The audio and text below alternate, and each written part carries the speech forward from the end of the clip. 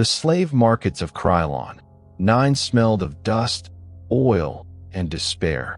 The air shimmered with heat from the twin suns, while metal cages lined the square, filled with broken beings from a dozen worlds. Through the noise and bargaining walked a tall human warrior, Rian Vale, known across the frontier as the Beast of Solaris. His armor was scarred, his expression carved in stone. Every glance from the crowd avoided his cold gray eyes. He wasn't there to buy slaves. He didn't even know why he'd stopped, until he saw her. A small alien girl, barely grown, sat in the corner of a cage. Her skin shimmered faintly blue under the light, her eyes the pale green of a storm-tossed sea. Fear clung to her like a second skin. The merchant was mocking her. Worthless half-blood. Won't last a week. Rian said nothing. He just pulled a credit chip from his belt and tossed it over. The merchant blinked. You can have 5 for that. I only need 1, Rian said. His voice was low, rough as sand. The crowd watched in silence as he broke the girl's collar with his gauntlet, the energy field sparking out. She flinched back, expecting a blow, but none came. Get up, he said. You're free now. Her voice trembled. You bought me. That means I belong to you. Rian's jaw tightened. No, it means you don't belong to anyone. And as they walked out of that wretched market, the crowd whispered. The Beast of Solaris had bought a slave, but for the first time in memory, no blood followed. That night, they camped beneath the cold moons of Krylon 9. The girl, Lyra, sat far from him, knees drawn to her chest, watching the flames flicker between them. Rian poured stew into 2 metal bowls and set one near her. Eat, he said simply. She hesitated. Is it poisoned? His gaze lifted, tired but amused. If I wanted you dead, I wouldn't have wasted credits. Lyra bit her lip, then took a careful taste. The warmth hit her throat like sunlight after years of night. Her eyes burned with tears. I haven't had real food in so long, she whispered. Rian didn't answer. The firelight danced across his face, scarred, harsh, but strangely gentle now. Finally, she asked softly, why did you save me?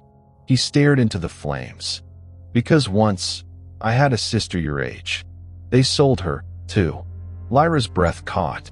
Did you find her? He didn't look up. No. The silence that followed wasn't empty. It was full of grief, of things neither could say. And in that fragile quiet, Lyra's fear cracked just a little. She looked at him differently now, not as a monster, but as someone who carried his own chains. 3 days later, the desert turned violent. Razor winds screamed, and the sky burned red with lightning. They found shelter in the wreckage of an old convoy transport.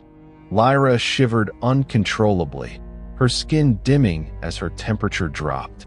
Rian tore off his cloak and wrapped it around her shoulders. She flinched when he touched her. Easy, he murmured. You'll freeze before the storm ends. Her voice was small. Why are you kind to me? Humans aren't supposed to care about us.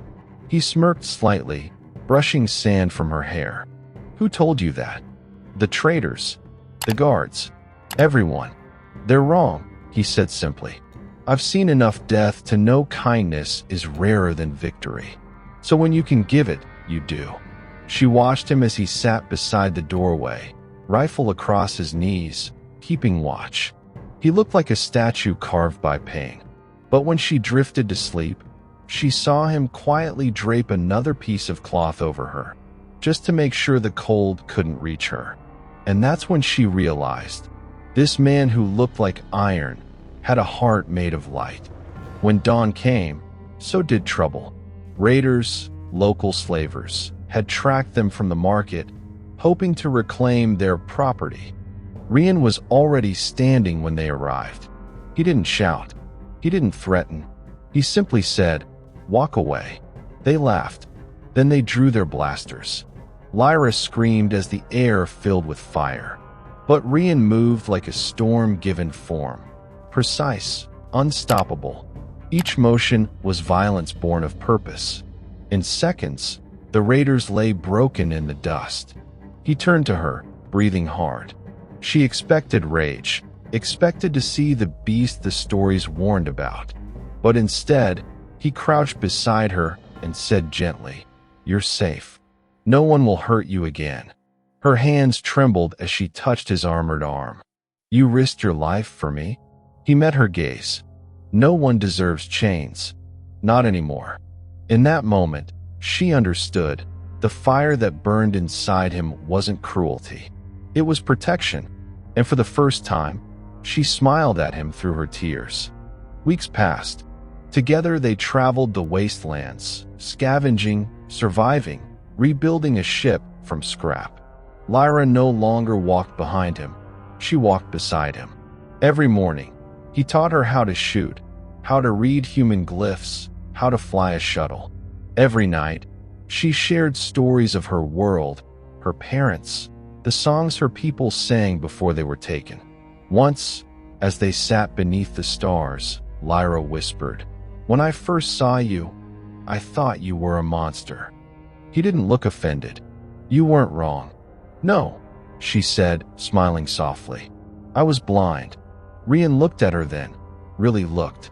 In her eyes, he saw the reflection of every soul he couldn't save and the one he finally could.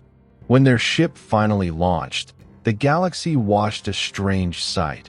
A human warrior and an alien girl flying side by side. Neither slave nor master, but equals. And somewhere in that endless sky, the ghosts of the past finally rested.